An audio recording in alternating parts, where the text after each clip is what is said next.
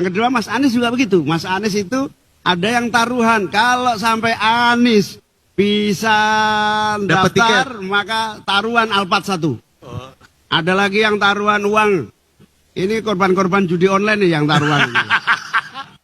Hasan Nasbi maksudnya. ada pokoknya. Nah, di DPR semua sama. Taunya saya sama Mas Anies pasti dihambat. Pasti dihambat. Dan memang agak dihambat-hambat juga emang. Makanya waktu saya dijodohkan sama Mas Anies di ujung-ujung akhir itu nggak ada yang saya kasih tahu daripada dihambat kira-kira gitu. Gitu. Termasuk Pak Jokowi tahu nggak, Cak? Jadi gini, saya itu Itu pertanyaan orang juga tuh, Pak Jokowi tahu nggak sih? jadi saya itu dijodoh-jodohkan sama itu yang satu itu ya kan. Dijodoh-jodohkan tapi nggak cocok gitu, nggak cocok. Nah, dikiranya kalau sudah nggak cocok nggak mau pergi. Padahal kita tahu kan bahwa hari gini kalau nggak cocok ya cari yang cocok lah kira-kira gitu. Hari gini kok ada pemaksaan perkawinan, nggak mungkin lah kira-kira kita kawin pasti cari jodoh kita sendiri kira-kira gitu. Nah, jadilah kemudian sama-sama Mas Anies. Tapi sebetulnya sama Mas Anies ini teman lama sekali, sama-sama di UGM Jogja, kemudian sama-sama pindah Jakarta, sama-sama komunikasi. Cuman waktu jadi gubernur dia agak oposisi dengan pemerintah, sementara saya di pemerintah, sehingga saya mau ketemu aja takut. Saya takut mau ketemu Mas Anies itu agak takut, karena ya biasalah di demokrasi kita akhir-akhir ini kan perbedaan pendapat itu di judgment sebagai musuh atau ancaman. Saya tuh sampai ditawarin ketemu Mas Anies yuk, ketemunya di dalam 2 mobil, sama-sama jalan, nanti di tengah jalan buka pintu terus langsung pindah. Itu terjadi loh di Indonesia tuh. Artinya bagaimana curiganya satu dengan yang lain. Dan alhamdulillah akhirnya saya sampaikan ketika saya sudah aman berjodoh sama Mas Anies, saya sampaikan kepada Pak Presiden. Pak Presiden, lewat orang sih, nggak ketemu langsung. Ya. Setelah berjodoh? Iya, setelah berjodoh. Pak Presiden, kali ini saya sudah menemukan jodoh saya. Tolong dong restui juga, jangan hanya itu yang direstui. Kira-kira gitu. Iya. Pak Presiden awalnya menjodohkan Anda dengan siapa, Cak? Awalnya menjodohkan dengan Prabowo. Oh gitu. Bukannya Iya. Oh gitu. Tapi sekarang dengan Mas Anies ini apa namanya? Sorry, keceplosan gua. Ya, nggak bisa diralat. Tapi Jadi Pak Jokowi betul. Gini. Sorry Pak Jokowi. Tepuk tangan. Ayo, ungkap lagi. Gimana, Cak? Saya itu menghindari ketemu total politik. Itu ya seperti ini. Nggak taunya Uni mempertemukan mereka di sini kan kacau ini. Ya. Jadi nggak dikasih tahu Mbak sama beliau. Bakal kepancing-pancing seperti ini. Nah, Saya nggak tahu dia, nggak tahu. Menghindari 2 oknum nggak jelas ini begini ini. Ketemunya di sini juga. Oh jadi Pak Jokowi awalnya menjodohkan. Enggak. Ya. Cak, tapi kan Iya, udah kita hargai lah rahasia Caimin ini ya. Tapi yang orang perlu tahu juga, Cak, ini kan Mas Anies selama ini jualannya perubahan. Ingin melakukan perubahan dan mengkoreksi atas apa yang telah dilakukan Pak Jokowi 10 tahun terakhir. Makanya koalisinya perubahan. Caimin sendiri yang bagian dari 10 tahun ini konsisten dengan itu apa? Ada produk derivatif lain ya udah mulai. Jadi ketika kita ketemu mertua baru saya itu Surya Paloh maksudnya. Mertua lama Pak Jokowi. Jadi ketika ketemu kepancing juga gua. Ketika ketemu Pak Surya Paloh tanggal 28 Agustus ini koalisi kami mau bubar nih, Min. Kami ingin alternatif nih. Kamu mau nggak gabung sama kita? Terus jadi apa saya di situ? Ya cawapres lah, dia bilang gitu kan. Kalau capres boleh nggak? Masih nawar. Saya nawar. Kan Anies bukan partai, saya bilang. Marah-marah Bang Surya. Lu dikasih hati minta rempel lo katanya gitu. Terus Ya sudah, akhirnya saya mau. Tapi syaratnya satu, kamu harus terima istilah perubahan. Koalisi perubahan. Saya tolak.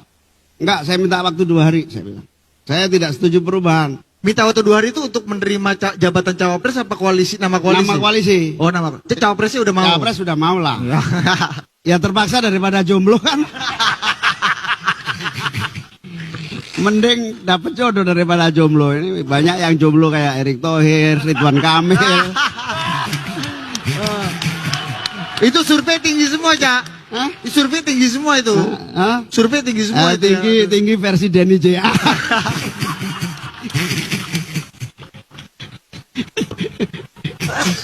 Jadi Erick Thohir, Ridwan Kamil, Sandiaga Uno kan ya masih lumayan kual hari ini kira-kira gitu.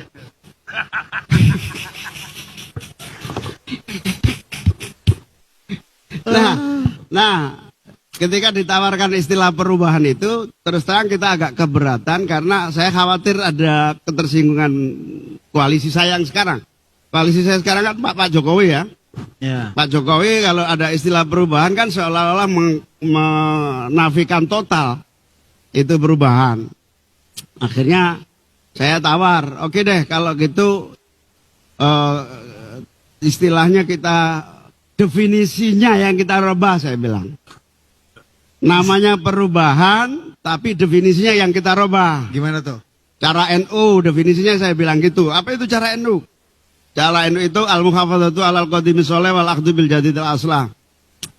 Menjaga, mempertahankan yang bagus-bagus, tapi mengganti yang nggak bagus dengan yang lebih bagus lagi. Itu cara NU. Al-muhafadzatu itu memelihara yang bagus-bagus, artinya yang bagus-bagus dijagain.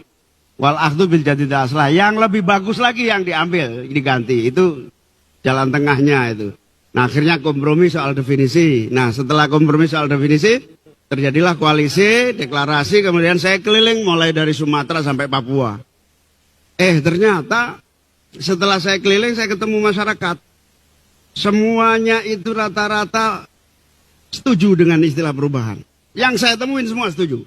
Karena rata-rata rakyat itu kira-kira begini, ini nasib kok begini-begini aja ya dari dulu. 20 tahun terakhir ini kok nasib nggak terlalu signifikan perubahan.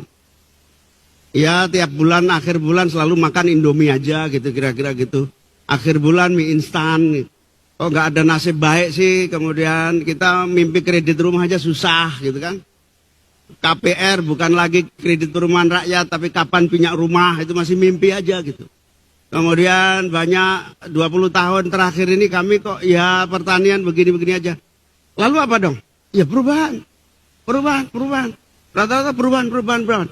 Kalau mau nasib baik ya perubahan, nggak mungkin nggak perubahan. Kalau nggak perubahan ya begini-begini seperti 20 tahun terakhir gitu.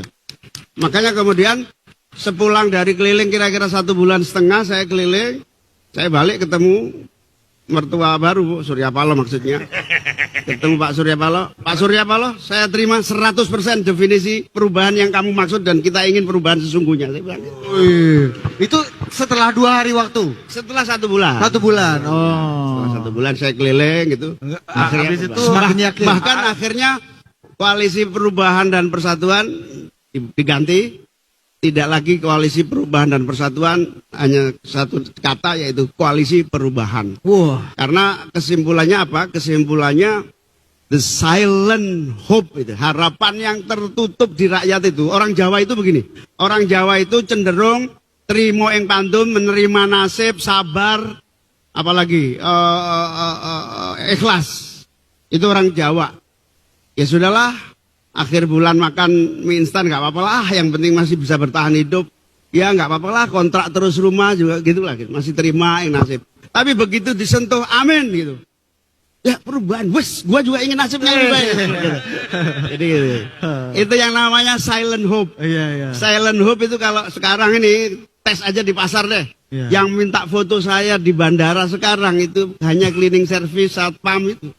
Oh. Karena mereka itu, ya amin itu ya, mau saya itu perubahan itu. Ya, kira-kira gitu. Jadi mohon maaf, saya akhir-akhir ini Uni banyak yang minta foto saya itu lebih banyak cleaning service dan satpam kira-kira gitu. Iya. Karena nasibnya sudah terlalu lama menderita itu, korban-korban dari perubahan yang nggak jelas kira-kira. Iya. gitu. Itu kebanyakan konstituen PKS atau PKB itu, Cak?